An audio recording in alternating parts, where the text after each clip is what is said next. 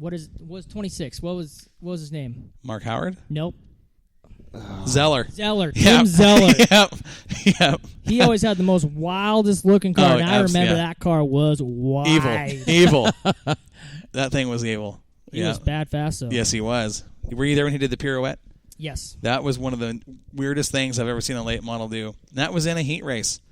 Down the front stretch, turned the car into turn one, caught a rut, the nose dipped. The car stood up on the end, spun around, landed on the tires, facing oncoming traffic. Really? Yeah. Wow. It was gnarly, yeah. Yeah, and I think he ended up breaking. I mean, it wasn't anything major, but he put it on the trailer for the night. It was some rear suspension, I think. It slammed down pretty hard. That was in 1 and 2, wasn't it? Yep. Yeah, that's what I thought. That was a crazy wreck. But I think it was over there with Workman's. That's where they used to pit. Yep, exactly. Happened right where they were at. Yeah, right just past that.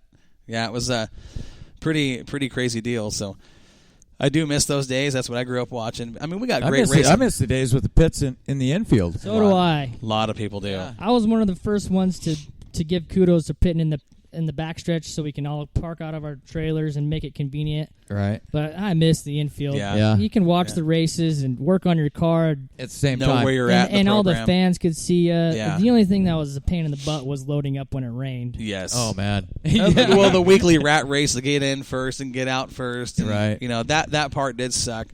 A lot of people miss that. I mean, a lot of drivers have said exactly what you said. It is more convenient for you guys to do what you do out of the trailer. Yeah, you just got to take it with a grain. You know, you sit out in the infield and you drink beer till everybody else is gone, and then you pull out. It is safer. It's a lot safer. And there's no tracks in the country. Rarely. Big tracks have them in the infield, like Eldora. There's a few. But, you know, the majority of the tracks pit out in the back, you know. Yeah. So, I mean, they're just caught up to everybody else. Yeah. Yep. And they have all the room back there. I mean, that's the thing. You don't have to worry. You know, your head isn't on a constant swivel like it was. I mean, there was cars everywhere moving in the old days, and we can still miss it. Well, absolutely. Yeah. You know, and a lot of fans still do. I think it'd be kind of neat to see, you know, one class of cars on the infield every week. You know, it'd still make a lot of work for you guys with the pit wagons. With that go-kart track out there now, it kind of makes it impossible. On it, yeah. Well, and that, and with late arrivals too. I mean, it's. Yeah, that's another thing too. There was routinely one person in particular late every week. They have to stop practice or whatever to let him get out into across the track, just to go across the track, right? Yep, it happened. But yeah, you know, I think overall things are probably a little better. I want to talk about some of the results from this last week's racing. I want to start with, are we at Madras? That is Madras. Yeah, let's start with Madras and kind of talk about the Iron Giant race, because I'm interested to see how this whole Iron Giant thing turns out. You know, it started off, there was a lot of people really supporting this thing. And then the last, you know, we saw what did we see, 8, 9 cars at Medford. I understand it's a 3-hour tow. Yeah. I get it. But there's $1,000 on the line. That's quite a bit for a street stock. Well, do you want to go run your local track for $100, or would you go run 3 hours away for $1,000? To have that opportunity. 3 hours. Asking the wrong person what I would do. Oh, come on, Joey. Let's see, $1,000, right, or $100. It's pretty much a no-brainer. But it's probably about the same tow for you going to Madras versus coming down to Willamette. Right, it is. Absolutely. That is. Right. Yeah.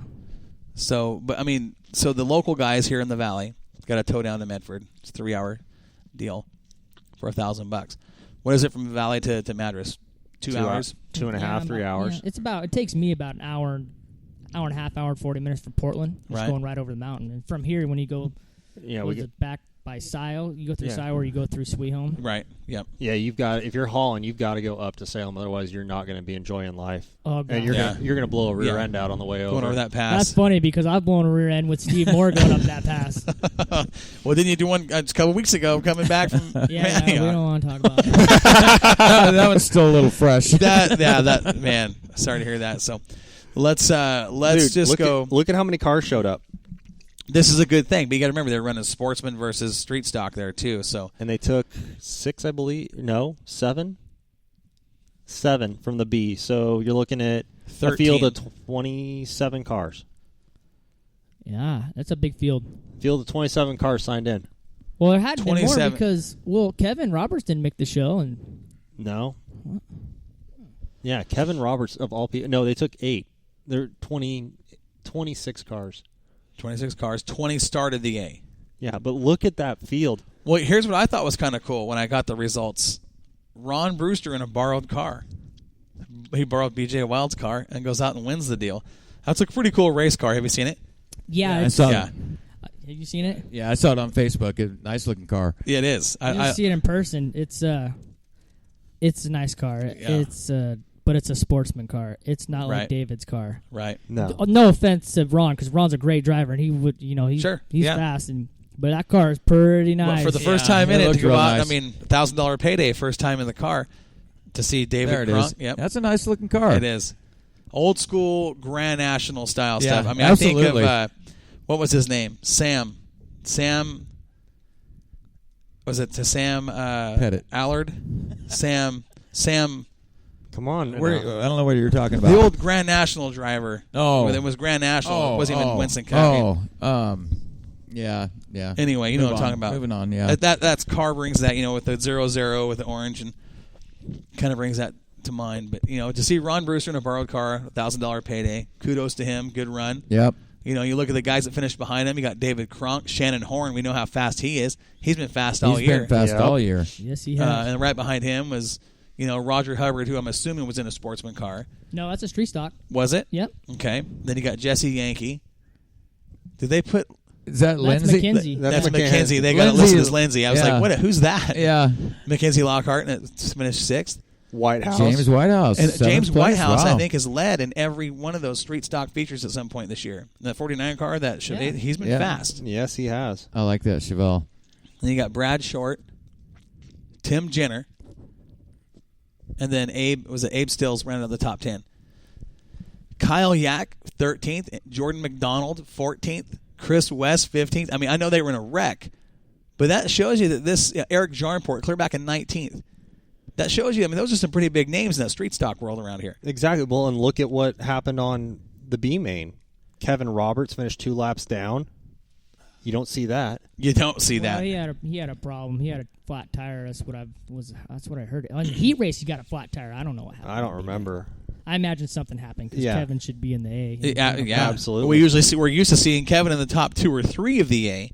So to go to that race and not even be in the feature, that's a bit different. Chris Sine did not start. I think he had a motor issue, didn't he? And that was he's in a borrowed ride too. For the promoter of the whole deal. Carlo? He was in a Don Schott's car. Yeah. Oh, okay. Yeah. Don Schott did let him drive the 11X. All right. Here's the thing about Chris Sine. Chris's luck has been so bad it makes Joey's look great. Yeah. I mean, really has. He has had nothing but bad luck. I mean, brand new motor, goes out to was it Medford? Yep. Shows up, runs three hot laps, and the motor blows. Yep. On a brand new motor. Brand new motor. Yeah. Wow. So that's kind of been his luck all year from the start. And But you look at this here, He needs a crate, huh, Joey? 6:02 time, buddy. Look at this though. You've got Jesse Yankee, James Whitehouse, Mackenzie Lockhart finished 2, 3, and 4 in the B. Look at where they and finished. ran in the up to they were all tied. Well, 5, 6, 7 in the A. That's a pretty good run. That's a pretty good run from the back. Especially against this field of cars. You look at it, Kyle Yack. They beat out Kyle Yack, Chris West. I mean, that 7 car, Chris West, is pretty fast That's too. a fast car. It Chris is. fast in that car. same with That that is a fast car. the 47 car. Well, Kyle's car's real nice. Well, not anymore. Well, you saw the pictures. Yeah, I saw some It pretty looked bad a little pictures. tore up. It did, and that's too bad for Kyle. All the work that went into something like that, He'll fix it. Well, he will. He's a heck of a fabricator, and it just sucks to see a guy put that much work into a new car and get a couple of races and have something like that happen to it. It's part of the game we play, though. Yeah, but you know what? He's going to be.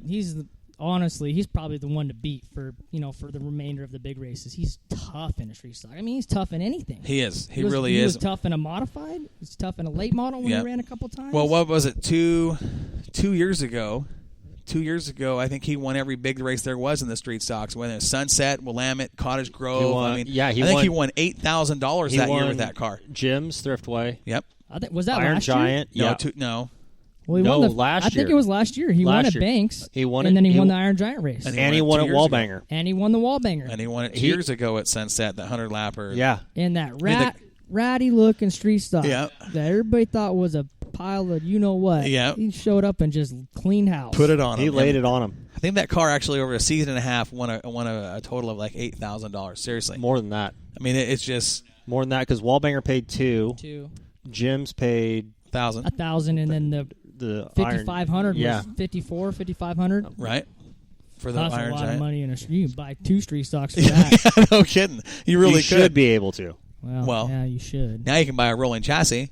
Yeah. I mean, maybe. Well, speaking of, did you see Gentry's car? That the 2 is, car? man. Speaking of the back east cars, that is an IMCA car. Right. That's an IMCA hobby stock.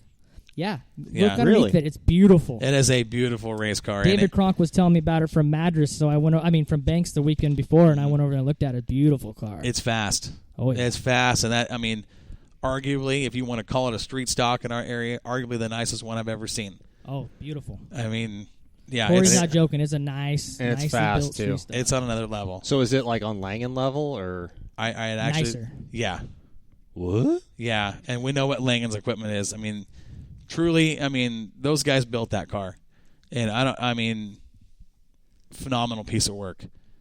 But this car here, that thing that Gentry has, expect to see that thing at Victory Lane a few times this year. Oh, absolutely. Well, when you start talking about the old rat rod coming out, look at that 129 car that's coming out. Man, isn't that thing just... I was giving Brian, because Brian's my best friend. Yeah. And gosh, man, that thing looks like it's a jalopy from Portland Speedway. And I keep giving him crap about it, but that thing is fast. You know what's funny? yeah. Is, I'll tell you this. I had a conversation with Brian after Victory Lane interviews, and he's getting in the car ready to drive away. And I turned and I looked at him and kind of put my eyebrows up, gave him a thumbs up, poked my head in the car. I said, man, heck of a run. He goes, I can't believe this thing was that fast.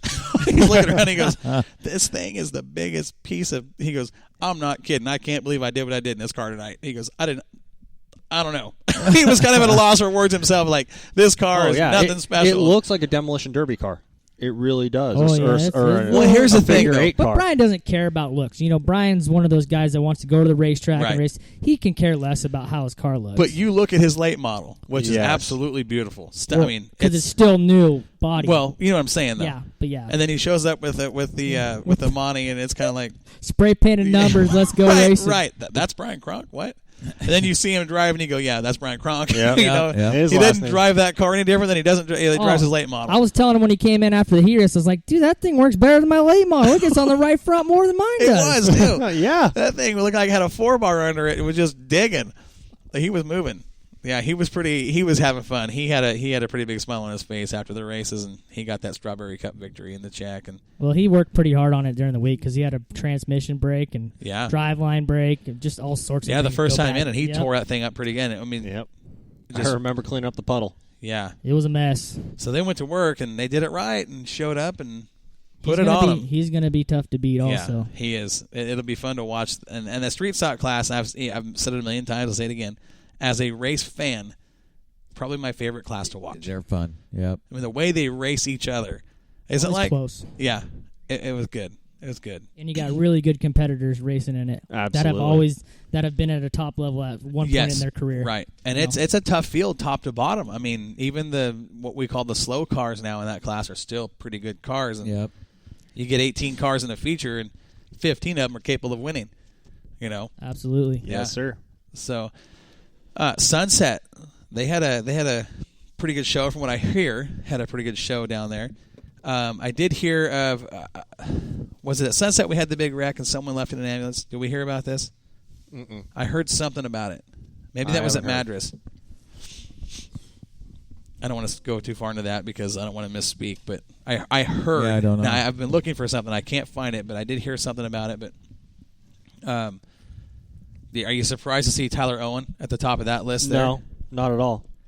Look at didn't the company. Didn't we talk about him last week? Yeah. And look at what he did at the Hornet Challenge at Willamette last year.